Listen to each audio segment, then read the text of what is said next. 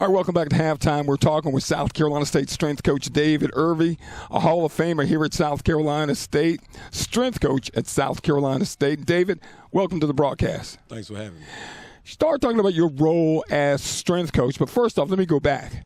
I want you to explain to people your journey to South Carolina State because you played here, you coached here, you left, came back. Run down your journey for those folks out in Bulldog Country that are so familiar with your name. Oh, man, so it started in 2006. So I got here in 2006, played ball here, graduated here, finished my career in 2010.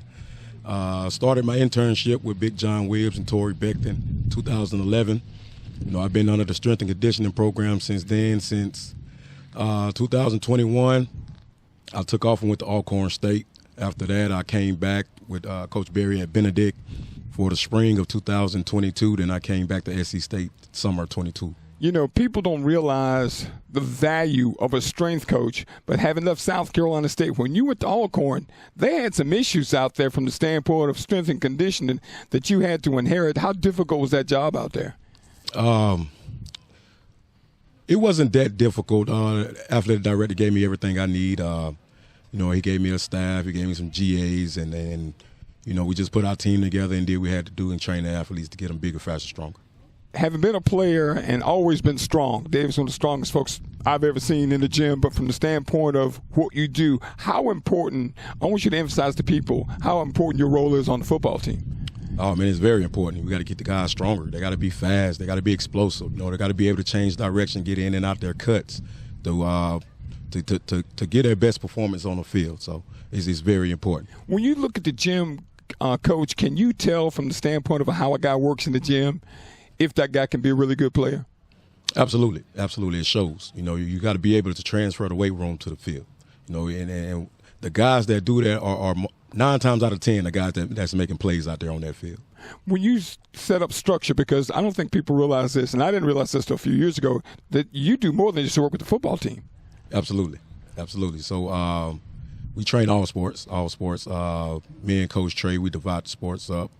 And like I said, it's just not football. So we train all sports here. We start early in the morning from 6 and we get done about 5 p.m. This is a new team, a new coaching regime. Coach Chennisberry coming in. Where is this team as it relates to David Erby and where you wanted to be strength-wise heading into this season?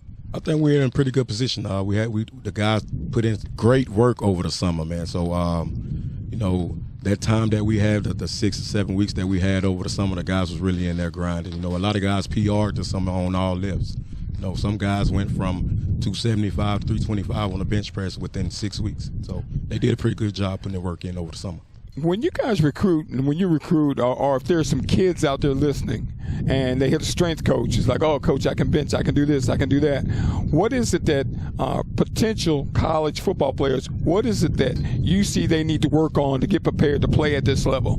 The biggest thing is functional movement and mobility. You know, a lot of guys are stiff when they come in because they don't have high school strength and conditioning coaches like they should. So it's kind of hard. I wouldn't say it's hard, but at a development standpoint, you know, the guys come in like with bad hips, bad ankles, bad shoulders, and so we put them in a developmental program and give them a year to develop, get them bigger, stronger, faster, so they can be ready to go the next year, the next season. You know, you played for Coach Buddy Pugh. You coach with Coach Buddy Pugh. Coach Chennisberry coming in, excellent resume, just seems to have such a positive influence on the program. Talk about that transition and how the new regime here at South Carolina State has really established itself. Oh, man, it's great. You know, I spent time with Coach Barry at Benedict in the spring of 2022, so it's not new to me, but it's new to the guys. And then it took some guys some time to adapt to his coaching methods and how he runs his ship. But if you're not with it, then, you know, his words are bucket. You know, it's funny to think about that because I would imagine there was a time in a room you haven't seen this before and Coach Barry making his points to the players. What was that like for you and how was that received? I mean, I would imagine, as you said, if those guys are with it, they're with it. If they're not, they just won't be here. Yes, sir. Yes, sir, man. Coach Barry, he gonna get you with the words. You know, he's a master motivator. He gets you ready to run through a wall. So I love it. He gets me ready to go. He makes me turn my energy up and level up. So I love it. All right, Coach Erby, look, I appreciate you taking the time to stop and talk with us. Enjoyed you as a player, enjoying you as a coach, and best of luck to you and your ball club this year. Yes, sir. Thanks for having me. All right, Coach David Erby, strength coach here at South Carolina State. You're listening to the South Carolina State Bulldog Football Radio Network.